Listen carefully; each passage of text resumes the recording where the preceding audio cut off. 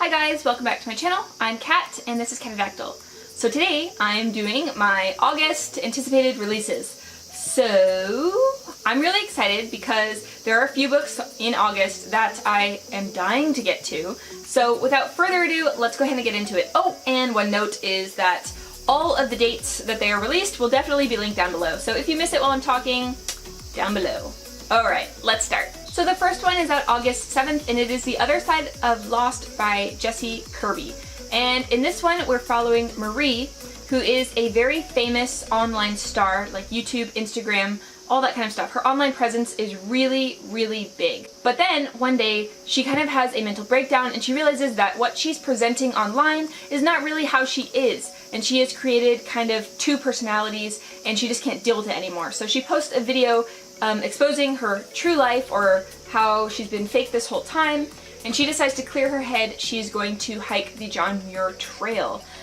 Now, she was supposed to hike it with her best friend Bree, who's also online, but when she posts her expose of essentially herself, Bree distances herself and says, "I'm not going to do it with you."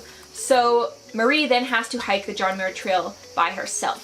So to me, this sounds like a mashup of kind of millennial culture, online presence, and Wild by Cheryl Strayed. So I am so there for anything that involves a woman hiking in the wilderness. I'm just there for it. I love it. And I think that this might be a really unique take on it. So if any of you guys have read like an arc, let me know what you thought, if it's good or not. So the next release is also out on the 7th, and it is Restons Stardust by Greenwood. And in this one, we are set in Camden, New Jersey in 1948. So we follow an 11-year-old girl named Sally who is being stalked by a man recently out of prison named Frank. When he kidnaps her, he takes her across the country, mentally and physically assaults her for months, and this is the story that sparked Nabokov to write Lolita. I really hate Lolita actually, but I'm really intrigued by this one because this is based on a real life event that inspired Lolita. So kind of nonfiction or kind of a retelling of the events really intrigues me, whereas like the fiction book by Nabokov is like, I hate it so much. So I'm like torn. So if anyone else has thought about reading it, or like wants to buddy read it, or wants to anything read it, let me know down in the comments. Restons Stardust. Yeah, I think it has really high ratings on Goodreads, so that is good, right? I don't know, I'm torn. I'm totally torn about it. It's intriguing, but also I'm a bit hesitant. So some extra words of advice would be very welcome. Also out August 7th is Rogue Protocol, the third in the Murderbot Diaries series by Martha Wells. Obviously, I haven't even read the synopsis for the third one because I haven't even read the gosh darn second one. I've only read the first one. I just am kind of holding and hoarding on to them as they come out because I know that I'm gonna love them because I really did love the first one. So, oh, I should tell you what it's about. Okay, sorry. So the Murderbot Diaries follows a self-named Murderbot who is an AI bio/mech combo, and it is sent to a distant planet to help some humans navigate the planet and see if it is fit for human colonization. So while they're there, Murderbot actually has disabled its overrides so that it doesn't have to listen to commands anymore, and Murderbot really just wants to sit back and watch trash TV and isn't really sure about how to socialize with humans or other people. Murderbot as a character is just so endearing and so funny. I just love Murderbot so much. And again, this series, I'm hoarding number 2 and number 3. I probably won't read them immediately because I'm just waiting until I hit like a reading slump, and then I know that I can read it and it's short and it will get me out of a slump. So it's in like my back pocket for like reading slump days, if that makes any sense. So if you like sci-fi but you're looking for something a little shorter and funnier, not maybe so dense, I so highly recommend it. It is so good. So the next one up is out the 14th, and it is A Touch of Gold by Sullivan.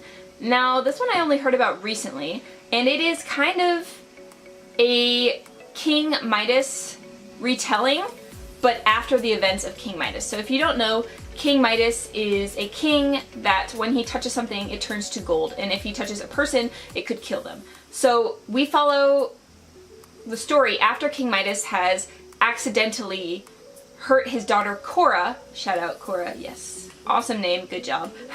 So he accidentally has made Korra's skin gold, and she also has a power to sense gold near her. So her days are largely full of hiding herself at court in long gloves and veil so that people can't see that she is golden. And one day, something very important is stolen from her kingdom, and she has to set off on an adventure to find the missing gold.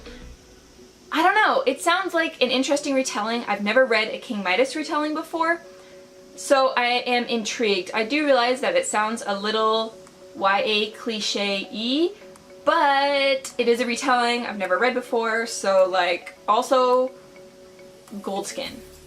Just saying. So next up is out August 21st, and it is Vox by Christina Dalcher. And in this one, it is again a dystopian kind of futuristic society, very kind of reminiscent of The Handmaid's Tale, both like the book and also the TV series, which I love, by the way. It is so good. I just finished season 2 last night, and I'm like, oh my god, what the fuck is happening? But anyway, tangent, sorry. So back to the book.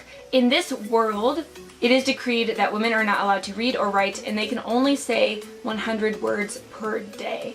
And we are following a Dr. Jean McClellan, who, as she is raising her young daughter, has to navigate the way that society has kind of forced women into silence and submissiveness.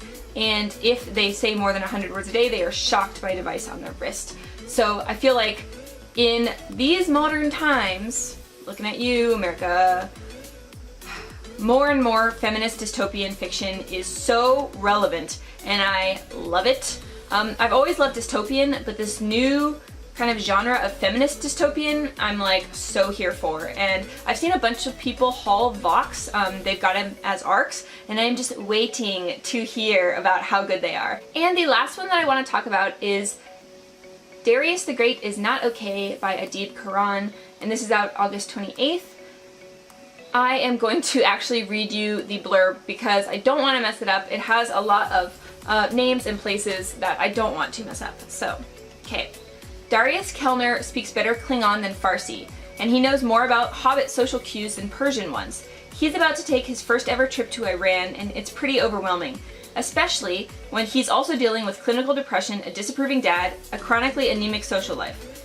In Iran, he gets to know his ailing but still formidable grandfather, his loving grandmother, and the rest of his mom's family for the first time. And he meets Surab, the boy next door who changes everything. So I have heard great things about this book, and I've heard that the descriptions of food and places are just amazing. Like, it will make your mouth water. And I'm also really intrigued to read about it because my best friend, who was at my wedding, Kayvon, if you watch this, hello, he is from Iran originally, and he's Persian, so I really want to learn more about where he's from, and I have not read that many books from that area, and that's something I need to remedy. So I'm really, really keen for this book. It has queer rep, and it has a location that I really want to know more about, and it has great food descriptions. And what more do you need from a book than that? So yeah, I am so intrigued and ready to read all of the books on this list. Obviously, I wouldn't put them on this list unless I really wanted to read them.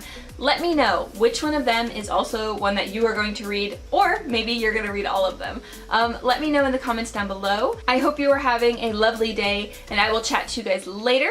So without further ado, I'm going to say bye for now. Toodles!